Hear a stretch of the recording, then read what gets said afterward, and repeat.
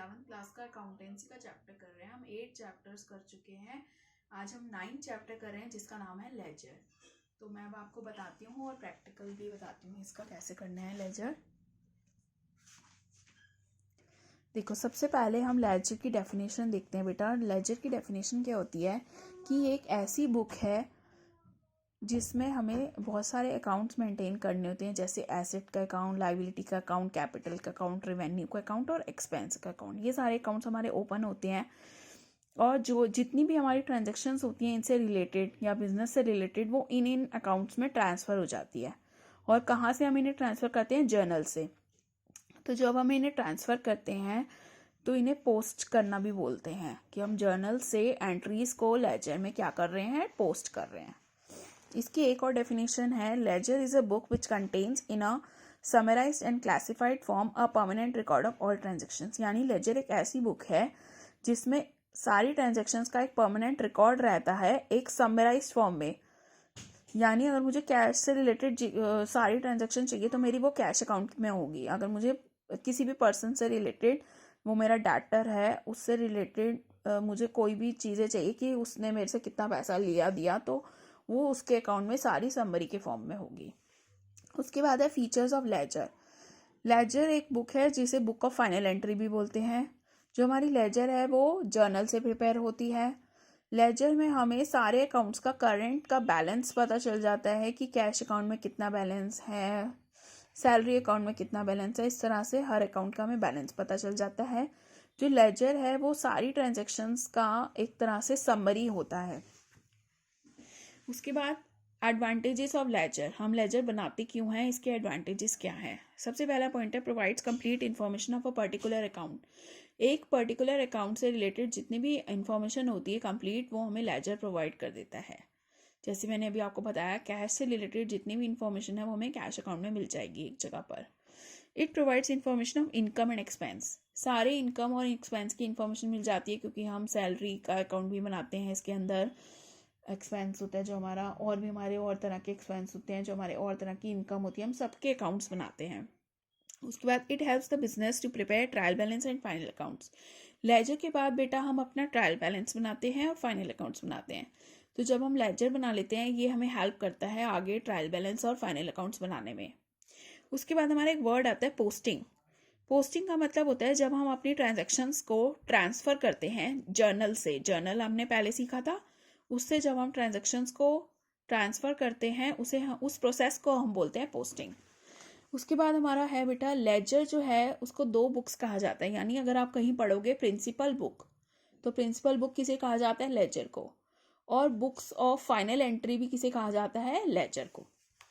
और मैंने एक और बात शेयर करूं, जर्नल को क्या कहते हैं? बुक ऑफ ओरिजिनल एंट्री, क्योंकि वहाँ पर जो ट्रांजेक्शन्स हैं वो सबसे पहले रिकॉर्ड होती हैं। उसके बाद आपका फॉर्मेट देख लेते हैं लेजर का किस तरह से बनाया जाता है। जो ये फॉर्मेट है लेजर का, लेजर हमारा टी शेप अकाउंट में बढ़ जाता है बेटा। टी शेप अकाउंट मतलब यहाँ से मैंने एक लाइन खींची, बीच से एक लाइन खींची, तो वो टी बन गया। एक साइड हमारी हो जाती है डेबिट और एक साइड होती है क्रेडिट। तो यहाँ पर आप CR लिखोगे क्रेडिट, और यहाँ DR। फिर आप हर चीज़ के 4 कॉलम्स बनेंगे, यानी डेबिट साइड पे 4 कॉलम्स और क्रेडिट साइड पे 4 कॉलम्स। एक कॉलम डेट का बनेगा, एक कॉलम पर्टिकुलर्स का बनेगा, एक छोटा सा कॉलम आपका JF बनेगा।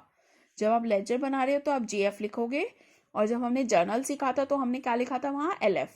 आपका एक कॉलम अमाउंट का बनेगा। इसी तरह से क्रेडिट साइड पे भी सेम चीज़ें, date, particulars, JF and amount. अब जैसे हम एक बात करते हैं, जैसे हमारी ये है, एक एग्जाम्पल है कि मशीनरी परचेस्ड फॉर कैश ₹10,000। हमने मशीनरी परचेज करी है कैश में। तो बेटा इसकी अगर आप जर्नल एंट्री पास करते हो तो ये होता है मशीनरी अकाउंट डेबिट। आपके पास मशीनरी आई है, हमने मशीनरी परचेज करी है, तो मशीनरी हमारी एसेट होती है। एसेट जब बढ़ती है तो हम उसे डेबिट करते हैं। टू कैश, कैश भी हमारी एसेट है, लेकिन कैश हमारे पास से गया है। जब हमारा कैश कम होता है तो हम उसे क्या करते हैं? क्रेडिट। तो मशीनरी को डेबिट और कैश को क्रेडिट। ये हमारी जर्नल एंट्री हो गई। इस जर्नल एंट्री की पोस्टिंग मैं कहाँ करती हूँ? लेजर में। तो मान लो मैंने ये जो लेजर बनाया है वो मशीनरी का अकाउंट का लेजर है, तो मशीनरी अकाउंट के बेटा मैं उसको कहाँ लिखूंगी, मशीनरी अकाउंट डेबिट हो रही है ना, तो मशीनरी अकाउंट के डेबिट साइड पे ही आएगा, लेकिन नाम दूसरे अकाउंट का आएगा जो मशीनरी के अलावा दूसरा अकाउंट है, यानी कैश।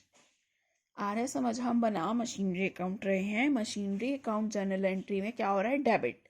तो अब मशीनरी अकाउंट जब आप लेजर बनाओगे, मशीनरी अकाउंट का लेजर में आप डेबिट साइड पे एंट्री पोस्ट करोगे, पर लिखोगे क्या, दूसरे अकाउंट का नाम लिखोगे, यानी मशीनरी में आप मशीनरी का नाम फिर नहीं लिखोगे, टू कैश लिखोगे और अमाउंट लिखोगे 10,000। अब ये जो जेएफ होता है यहाँ छोटा सा कॉलम, वो होता क्या है, JF is a journal folio which denote a page number on which this journal entry is written. यहाँ पर ना उसका पेज नंबर लिखा जाता है जहां पर हमने ये जर्नल एंट्री लिखी होगी, यानी हमारी बड़ी सारी बुक्स बनती हैं, तो जर्नल का एक पेज नंबर होगा जहाँ पर हमने इस एंट्री को रिकॉर्ड किया होगा, वो पेज नंबर यहाँ लिखा जाता है। अब हम एक क्वेश्चन देख लेते हैं बेटा, journalise the following transactions and post them into ledger, यानी पहले हम इनकी जर्नल एंट्रीज करेंगे, फिर हम इनके लेजर अकाउंट्स बनाएंगे। तो सबसे पहला है, Ramesh started business with cash ₹1 lakh. तो बिजनेस स्टार्ट करने के टाइम पे ये एंट्री होती है, आपको पता है, cash account debit to capital account 1 lakh. उसके बाद बोल रहा है पेड इनटू बैंक 70,000, यानी हमने बैंक में पे किए। तो जब आप बैंक में पैसा डालोगे, बैंक डेबिट होगा और कैश से पैसा जाएगा तो कैश क्रेडिट होगा 70,000। उसके बाद है ब्रॉड गुड्स फॉर कैश ₹10,000, यानी purchase account debit to cash, हमने गुड्स परचेज करे हैं तो purchase debit to cash, cash में करें 10,000। उसके बाद है हमारा sold goods to Krishna on credit ₹2,000, यानी हमने कृष्णा को गुड्स सोल्ड करे हैं तो कृष्णा डेबिट हो जाएगा टू सेल्स 2,000। उसके बाद है रिसीव फ्रॉम कृष्णा ₹1,500, हमें कृष्णा से पैसे मिले हैं बेटा, तो कैश जब मिलता है तो डेबिट होगा, क्योंकि कैश जो हमारी एसेट है बढ़ती है तो डेबिट करते हैं, और किससे पैसे मिले, कृष्णा से, तो उसको कम कर देंगे 1,500।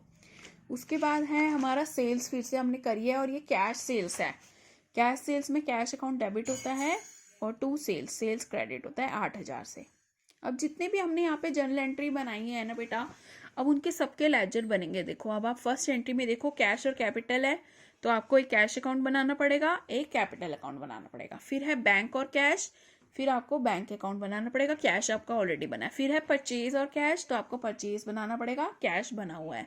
फिर है कृष्णा टू सेल्स, तो कृष्णा का अकाउंट बनेगा और सेल्स का अकाउंट बनेगा। फिर है कैश टू कृष्णा, तो कैश का अकाउंट बनेगा और कृष्णा का अकाउंट बना हुआ है। फिर है कैश टू सेल्स, तो कैश का अकाउंट बना हुआ है और एक सेल्स का अकाउंट बना हुआ है। तो इस तरह से आपको सारे अकाउंट्स खोलने हैं।